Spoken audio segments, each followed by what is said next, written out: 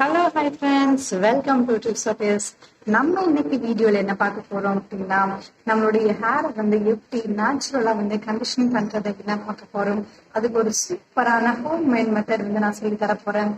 இதை நீங்க பண்ணிட்டு வரும்பொழுது உங்களுடைய ஹேர் ரொம்பவே ஸ்மூத்தா, ரொம்ப சாஃப்டா, ரொம்பவே அருமையா இருக்கும்.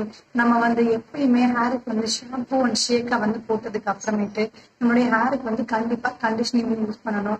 அப்படி யூஸ் பண்ணாதான் ரொம்பவே ஷைனிங்கா, ரொம்பவே அழகா இருக்கும் நம்மளுடைய ஹேர். அப்படி நம்ம யூஸ் பண்ணாம இருக்கும் பொழுது நம்மளுடைய ஹேர் ரொம்ப ட்ரையா வறண்டு போய் இந்த எண்ணெய் பசை தன்மை இல்லாம இந்த ஷைனிங்னஸ் எல்லாமே போயிடும். நம்ம பொதுவா ஷேக் அண்ட் ஷாம்புலாம் போடும்பொழுது ஃபர்ஸ்ட் டே ரொம்ப அழகா இருக்கும் நம்மளுடைய ஹேர். ஆனா அதுக்கடுத்து நெக்ஸ்ட் டேட்லாம் பார்க்கும்போது நம்முடைய ஹேர் ரொம்பவே ட்ரையா மாறிடும். ஸோ அப்படி எல்லாம் எடுக்காம இருக்கிறதுக்கு தான் நம்ம இன்னைக்கு ஹோம்ல நம்மளுடைய வீட்டிலேயே செய்யக்கூடிய ஒரு சூப்பரான கண்டிஷனர் தான் பார்க்க போறோம். ஸோ வாங்க அது எப்படி பண்ணலாம்னு பார்க்கலாம். அதுக்கு நான் இன்றைக்கி என்ன எடுத்திருக்கேன் அப்படின்னா, பாதி தேங்காயை சின்ன சின்ன பீசஸ் அந்த மாதிரி கட் பண்ணி எடுத்திருக்கேன். இதை ஒரு குட்டி மிக்ஸி ஜாரில் நம்ம சேர்த்துக்கலாம். நம்ம தேங்காய் பால் எடுக்க போகிறோம். நீங்கள் துருவி அதில் தேங்காய் பால் எடுக்கிறதா இருந்தாலும் எடுத்துக்கலாம். நான் மிக்ஸி ஜாரில் போட்டு தேங்காய் பால் எடுக்க போகிறேன். ஸோ இது ஒரு பக்கம் இருக்கட்டும். அதுக்கப்புறமேட்டு நம்ம என்ன பண்ண போகிறோம் அப்படின்னா, கற்றாழை, இந்த மாதிரி நேச்சுரலான கற்றாழை தான் ரொம்ப நல்லாயிருக்கும்.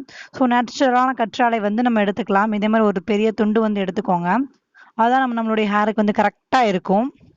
ஸோ 2 சைடு இருக்கிற முள்ளை வெட்டி எடுத்துட்டு இது சென்டரில் அப்படியே நம்ம கட் பண்ணணும். ஸோ அப்போ தான் நமக்கு நிறைய ஜெல் கிடைக்கும். ஸோ இந்த மாதிரி லைட்டாக கீறல்கள் போடணும். ஸோ இந்த மாதிரி மெத்தடில் நம்ம கற்றாழை ஜூஸ் ஜெல் எடுக்கும்போது ரொம்பவே நல்ல நல்ல ஒரு ஜெல் நம்மளுக்கு ரொம்பவே ஈஸியாக நம்மளுக்கு கிடைச்சிரும். ஸோ பார்த்தீங்களா, அப்படியே கிடைச்சிரும். அப்படியே ஒரு கத்தியை வச்சு அப்படியே எடுத்தாலே போதும். இப்படியும் எடுக்கலாம். நான் உங்களுக்கு இன்னொரு மெத்தடும் சொல்லி தர்றேன், இந்த ஜெல் எடுக்கிறதுக்கு எப்படின்னு. ஸோ நெக்ஸ்ட் மெத்தட் என்ன அப்படின்னு பார்த்தீங்கன்னா, அப்படியே லைட்டாக அந்த கத்தியை வச்சு நம்ம அப்படியே எடுத்து விட்டோம்னா அந்த தோலை மட்டும் தனியாக எடுத்துட்டு இதை அப்படியே தனியாக எடுத்துடலாம். சூப்பர் அழகாக வந்திருக்கு பாருங்களேன், எவ்வளோ அழகாக வந்திருக்கு அப்படின்ட்டு. ஸோ இந்த மாதிரி 2 மெத்தட்லேயுமே நம்ம இந்த கற்றாழை ஜெல் நம்ம எடுத்துக்கலாம். ரொம்பவே ஈஸியாக எடுத்துக்கலாம். ஸோ நான் பால் நான் எடுத்துட்டேன், தேங்காய் பால் எடுத்துட்டேன். ஸோ இது நம்ம அப்படியே யூஸ் பண்ண முடியாது. ஸோ இது கூட நம்ம எடுத்து வச்சுருக்கோம் இல்லையா, அந்த ஜெல்லையும் சேர்த்து நம்ம ஆட் பண்ணிக்கலாம். நம்ம நார்மலாக நம்ம ஸ்பூன் வச்சு கிளறி விடும் பொழுது இந்த ஜெல் ரொம்ப சீக்கிரமாக அது கூட ஜெல் ஆகாது. ஸோ இது வேறு மாதிரி இருக்கும், அது ஒரு மாதிரி இருக்கும். ஸோ ரொம்ப ஈஸியாக ஜெல் ஆகாது. அதுக்கு நம்ம என்ன பண்ண போகிறோம் அப்படின்னா, எல்லா ஜெல்லையும் இதில் போட்டுட்டு சின்னதாக இப்போ இன்னொரு மிக்ஸி ஜாரில் போட்டு நம்ம நல்லா ஒரு பேஸ்ட் பண்ணி எடுத்துட்டோம்.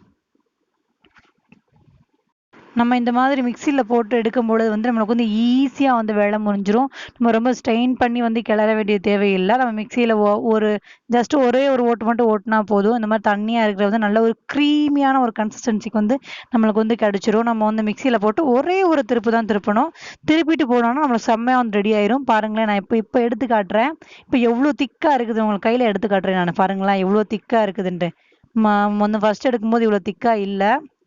இப்போ நம்ம இதில் எடுத்து பார்க்கும்போது எவ்வளோ திக்காக இருக்குது பாருங்களேன். இப்படி கையில் ஒட்டுது. இப்படியா ஃபஸ்ட்டு தேங்காய் பால் மட்டும் கையில் ஒட்டலை. இதுதான் கரெக்டான கன்சிஸ்டன்சி. அந்த மாதிரி கையில் ஒட்டணும் நம்மளுக்கு. அப்படி ஒட்டினா தான் கரெக்டாக இருக்கும். நம்மளுடைய ஹேர்லேயே இது ஒட்டும். ஸோ இது நம்மளுடைய ஹேருக்கு ஹேர் வாஷ் பண்ணி முடிச்சதுக்கப்புறம் கொஞ்சம் ட்ரை ஆனதுக்கு அப்புறமேட்டு இது நம்மளுடைய ஹேரில் நல்லா அப்ளை பண்ணணும். நல்லா அதனுடைய வேர்க்கால்கள் முழுக்கவுமே நல்லா அப்ளை பண்ணணும். அப்படி அப்ளை பண்ணால் தான் நம்மளுக்கு கரெக்டாக அந்த கண்டிஷனர் கிடைக்கும்.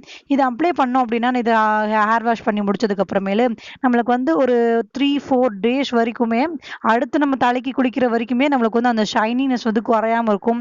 ரொம்ப ஸ்டிக் ஆகாம இருக்கும். நம்மளுடைய ஸ்கின், நம்மளுடைய ஹேர் ரொம்பவே நல்லா வளவளப்பா இருக்கும். ஸோ கண்டிப்பா ட்ரை பண்ணி பாருங்க. ட்ரை பண்ணி எப்படி இருந்துச்சு அப்படின்னு கீழே கமெண்ட் சொல்லுங்க.